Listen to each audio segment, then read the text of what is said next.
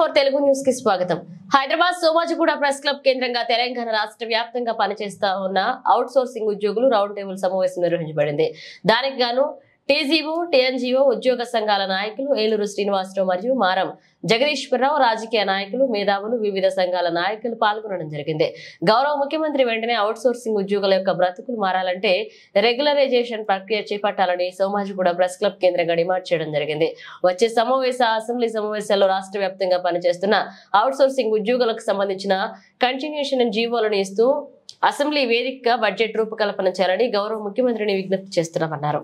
Somajiguda press club వేదికగా రాష్ట్ర వ్యాప్తంగా పనిచేస్తున్న 150,000 మంది ఉద్యోగుల అవుట్సోర్సింగ్ ఉద్యోగుల తరఫున రౌండ్ టేబుల్ సమావేశం నిర్వహించిన కాళోజీ టీవీ యాజమాన్యానికి ముందుగా ధన్యవాదాలు తెలియజేస్తూ, రాష్ట్ర వ్యాప్తంగా పనిచేస్తున్న అవుట్సోర్సింగ్ ఉద్యోగులందరూ అర్ధాకలతో చచ్చిపోతున్నారు. సంవత్సరానికి ఒకసారి జీతాలు తీసుకునే దుస్థితి ఇలా ప్రతి ఉద్యోగి ఎదుర్కొంటూ ఉన్నాడు. కావున దయచేసి ఇప్పటికైనా ప్రతి నెల జీతం వచ్చే విధంగా ప్రభుత్వం కృషి చేయాలి. నాకు తెలిసి 4 నెలల వరకే ప్రతి అవుట్సోర్సింగ్ డిపార్ట్మెంట్లో పనిచేసే ఉద్యోగికి కంటిన్యూషన్ లెటర్ వచ్చింది. ఇంతవరకు కొనసాగింపు చర్యగా ప్రతి సంవత్సరం కంటిన్యూషన్ రావాల్సిన అవసరం ఉండే, మరి 4 నెలల వరకే వచ్చింది. ఎందుకని వచ్చింది, ఏంది అనేది ఏం అర్థం కావట్లేకుంటున్నది. అవుట్సోర్సింగ్ ఉద్యోగులందరూ ఒక సందిగ్ధంలో ఉన్నారు. అవుట్సోర్సింగ్ ఉద్యోగులకు ఒక కార్పొరేషన్ వస్తుంది, లేకపోతే ఒక మంత్రి మాకు హామీ ఇచ్చిండు, మాకు 10 తారీఖు అయిపోతే ఏదో జరుగుతుందని చెప్పేసి మేమందరం భ్రమలలో ఉన్నాం. ఆ భ్రమలు తొలగాలి అంటే మనందరం ఐక్యంగా తయారై అన్ని డిపార్ట్మెంట్లో ఉన్న 150,000 ఉద్యోగులు అని చెప్పుకుంటున్నాం. 150,000 ఉద్యోగులు కాదు. ఇక్కడ ఏ ఉద్యోగి అయినా ఏం చేస్తున్నాడంటే సమస్య నాది కాదు కదా, నా దగ్గరకు రాలేదు కదా, పక్క డిపార్ట్మెంట్లో తీసేసినారు. పాలిటెక్నిక్ కాలేజీలో పనిచేసే జూనియర్ అసిస్టెంట్ 23 మంది మొన్న టర్మినేషన్ చేస్తే ఆయన విద్యాశాఖ డైరెక్టర్ కలిసిరు, పొన్నం ప్రభాకర్ సార్ని కలిసిరు, తీసుకుంటామని చెప్తున్నారు. కానీ ఇంతవరకు వాళ్ళకి ఎట్లాంటి హామీ లేదు.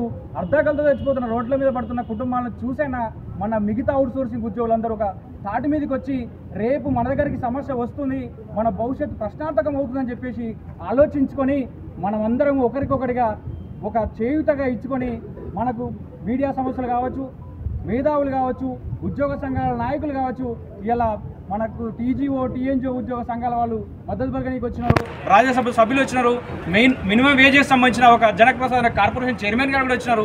నాకు ఏమనిపిస్తుంది అంటే ఇదేదో అవుట్సోర్సింగ్ ఉద్యోగుల యొక్క ఉద్యమం మీద నీళ్లు చల్లే కార్యక్రమం కాకుండా భవిష్యత్ అనేది చాలా స్ట్రెంథన్ కావాల్సిన అవసరం ఉన్నది. ఒక సామెత ఉంటుంది మనం తెలంగాణలో, పంట వండినా పాటే, పంట ఎండినా పాటే.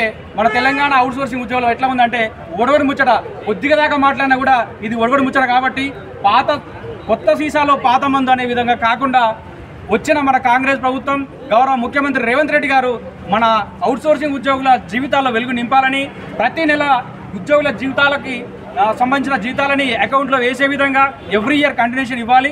పే స్కేల్ విధానం ఇస్తే వచ్చిన నష్టం ఏందో, మరి గత ప్రభుత్వంలో అందరము స్వేచ్ఛ లేకుండా బతికినాం, ఇప్పుడు స్వేచ్ఛ వాయువులు పీల్చే వాతావరణంలోకి వచ్చినాం. కాబట్టి 100కు 100% న్యాయం జరగాలని ఆశించడమే కాదు, ఇదొక ఉద్యమంలాగా మనం అందరం ముందుకు తీసుకోవాలి. తెలంగాణలో మరొక ఉద్యమం జరుగుతుంది అంటే ఇది అవుట్సోర్సింగ్ ఉద్యమం అని చెప్పుకోవాలి. ఇప్పటికీ ప్రమాదంలో చనిపోయిన కుటుంబాలని ఏ ప్రభుత్వం ఆదుకోలేదు.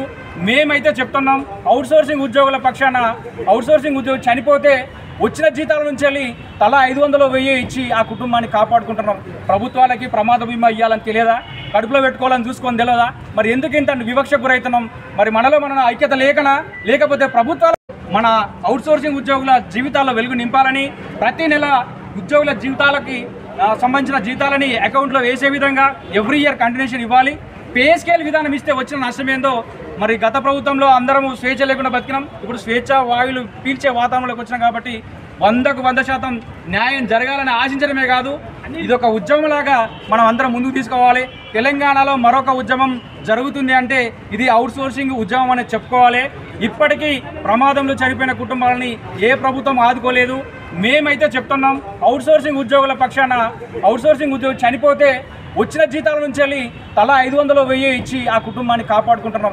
ప్రభుత్వాలకి ప్రమాద బీమా ఇవ్వాలని తెలియదా, కడుపులో పెట్టుకోవాలని చూసుకొని తెలియదా? మరి ఎందుకు ఇంత వివక్ష గురవుతున్నాం?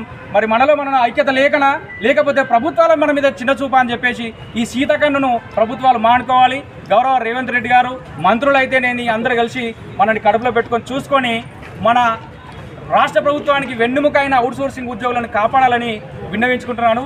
అదేవిధంగా సెక్రటేరియట్లో రాహుల్ అనే ఒక ఉద్యోగి ఉపాధి కల్పన హామీ శాఖలో పనిచేసే రాణి కుముది అనే ఒక అధికారిని వేధింపుల వల్ల గుండెపోటుతో చనిపోవడం జరిగింది. ఆ కుటుంబం ఇలా రోడ్డు మీద పడింది. ఏ ఒక్క అధికారి కూడా అక్కడ పట్టించుకోవడం లేదు. ఇలా ఒక రాహులే కాదు, అలాంటి రాహులు రాష్ట్ర వ్యాప్తంగా ఉన్న 2 లక్షలలో చాలామంది రాహులు తయారైనారు అని బయటికి రాని సమస్యలు చాలా ఉన్నాయి.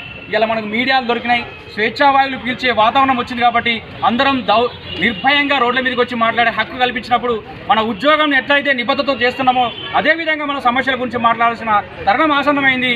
అందరం మూకుమ్మడిగా ఇందిరా పార్క్ దగ్గర ఒక మంచి ధర్నాకు పూనుకుంటే ఈ సమస్యలు వెంటనే పరిష్కారం అవుతాయి. ప్రభుత్వాల్లో కదలికి వస్తుంది. మనము ఏదో నువ్వు కొట్టినట్టు చేయి, నేను ఏడ్చినట్టు చేస్తా అంటే ఈ సమస్యలు పరిష్కారం కావు. దయచేసి అందరూ సహకరించాలి. ఇవాళ ఈ వేదికగా ప్రెస్ క్లబ్ వేదికగా ఇంత మంచి కార్యక్రమాన్ని తీసుకొని మేధావులను రాజకీయ నాయకులని అందరినీ ఒకే చోటు చేర్చిన పెద్ద మనసున్న కాళోజీ టీవీ యాజమాన్యానికి సంబంధించిన దాస శ్రీనన్న వారికి ప్రత్యేక ధన్యవాదాలు తెలియజేస్తున్నాను. Thank you very much.